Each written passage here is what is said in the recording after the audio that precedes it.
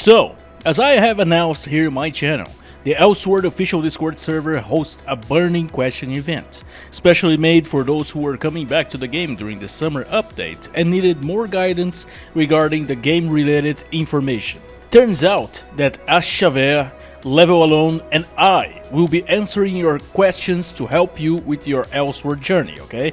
If you have more questions to ask, considering joining the Elsword official Discord server so you can submit your questions there during future Burning Questions events. Let's begin! The first question comes from Hayes, and he asked, does the NA server follows the similar practice for raid parties, or are you basically sole if you play any characters that doesn't benefit the main DPS? Well, first of all, let's clarify what he means by this question. This comes from a team building perspective. As you may already know, there are two types of damage in this game, physical damage and magical damage. When it comes to the team building, the most optimal situation will depend on your high DPS power and what they need in their team. For an example, there are high DPS characters out there so strong that they can form a team with only healers by their side, if they want to, depending on the content they are facing too. But let's consider the general situation, which is when you face raid content and you need a proper team build to amplify your damage and your high DPS damage. In a team of 6 players, the optimal setup would be something like 3 high DPS, 1 support and 2 healers, or 2 high DPS, 2 supports and 2 healers. Some people also go with 1 high DPS, 3 supports and 2 healers. But here comes the interesting part. Like I said before, there are characters that deal physical damage and others that deal magical damage. Why is this so important to note?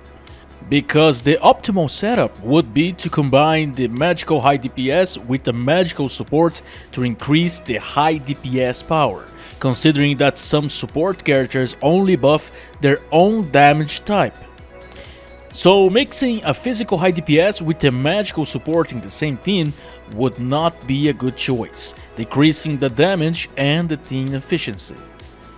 Even though there are some supports out there that can benefit the team in other ways, and you should keep in mind the efficiency of your skills and passives for the entire team, so you can extract the most of your power and help your team more efficiently than just placing yourself in a team that doesn't mix well with your character's damage type. Since the endgame content now it is that Doom Aporia raid and it is a hard challenge, people will consider overall party efficiency, placing the same damage type characters in the same team and choosing 2 healers at the end. Healers don't have any kind of trouble being placed in the team due to how KOG designed their skills to buff both physical and magical damage type, so it is an advantage if you plan to use a healer. In conclusion, team building will depend on your team leader, mostly the high DPS character. If their power is high enough, maybe you can fit in with a different damage type character. But if they are not overpowered in terms of damage, they will probably seek a same damage type team formation. Now comes the second question made by Gowen. What is the proper setup in the training area to test my damage? I have a vague idea, but if I ask to perform, I probably wouldn't know how to set up properly. Well, now that's a good question, because the training area is where you test your damage and see how your character performs depending on their unique situation. First of all, let's understand what you can do in this free training area. You first talk to Camilla and press the free training option. You will enter in the room and the level 1 tree mushroom will spawn by default. In the monster options, you can choose whatever type of monster that you want, ranging from small mobs to larger types. The key information here is what type of mob you want and its defense. When you see the parenthesis boss defense X, this means that the mob won't have the boss type defense applied, meaning that boss damage increase and passive force skills like Headhunter or Spirited Challenge won't affect your damage. On the other hand, if you choose a mob with boss defense circle, this mob has boss type defense applied, so you will notice a difference in your damage when you apply more boss damage to your character. This is worth noting because if you plan to test your boss damage, you should choose mobs with boss defense applied. If not, you can choose the other option. Now, with this in mind, let's say that you want to test your skill damage against a boss type enemy.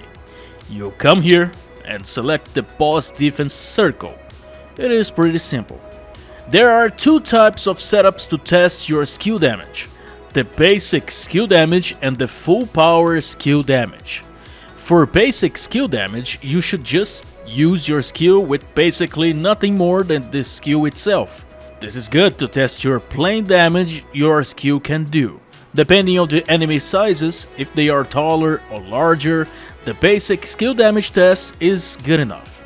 The full power skill damage test is not that simple. You will activate your awakening with your awakening title, buff yourself using your skills, activate all your character's passive's power, switch to the damage title, and then use your skill to test its damage.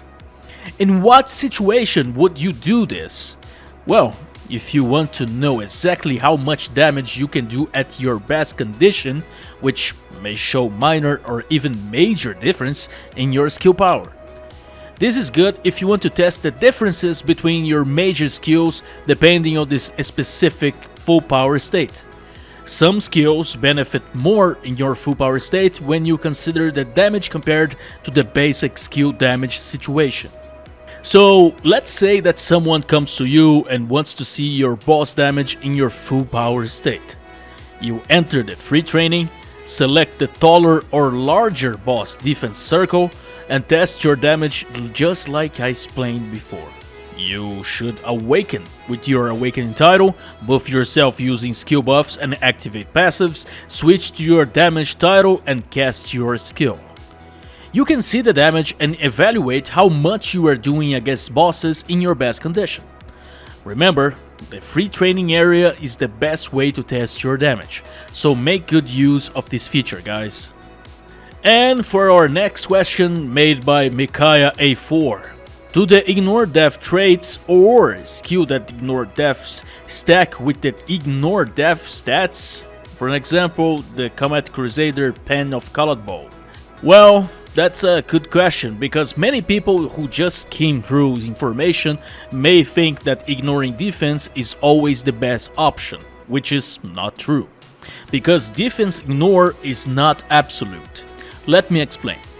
Let's say you have someone who can decrease a mob's defense by 50%. If you do that, the first instance of defense reduction would be 50% from the original 100%. Meaning that the boss defense is now 50%. If another instance of the defense reduction is applied, it will be applied on the top of the remaining 50%, meaning that the mob can't really reach the 0% defense. Why am I telling you this before answering your question?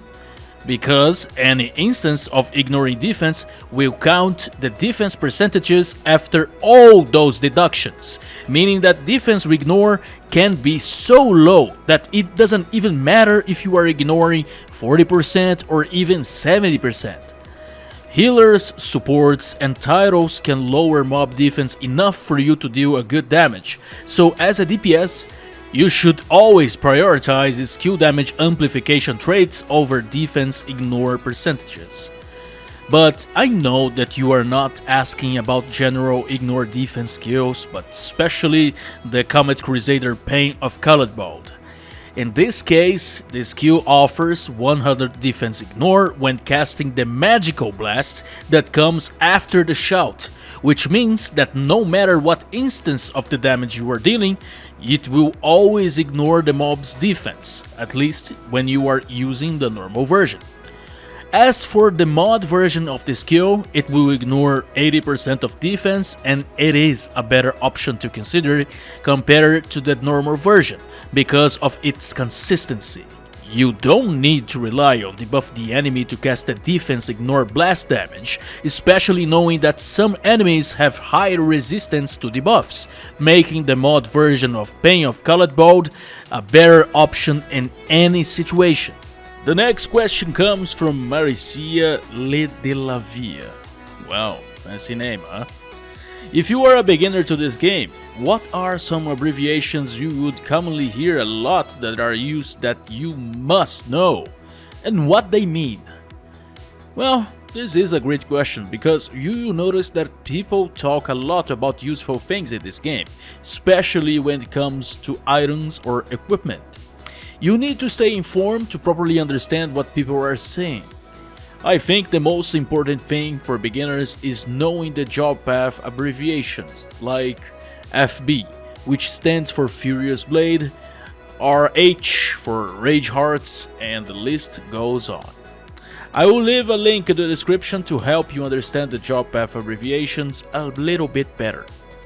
This can be a little bit overwhelming, I know, since we do have 60 different job paths and we always refer to the third job path name, so it might take you a while to get used to their abbreviations.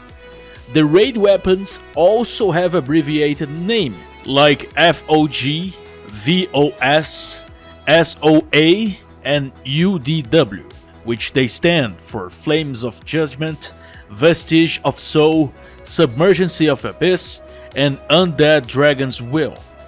These weapons have longer names, so abbreviating them is the best option if you want to communicate quickly about them. As for abbreviations, that's all you need to know for now. A few people use abbreviations for titles, but this isn't necessary for better communication between players, in my opinion. So this is it. I hope you learned a thing or two in this video, and be sure to check it out, the Este and Levels Alone video, to see more answers to your burning questions. Be sure to check the official Elsword Discord server and participate in the Discord events. Who knows, maybe in the future we can host more burning questions events to help you with useful information. I will be signing off for now, but don't worry, I will see you in game.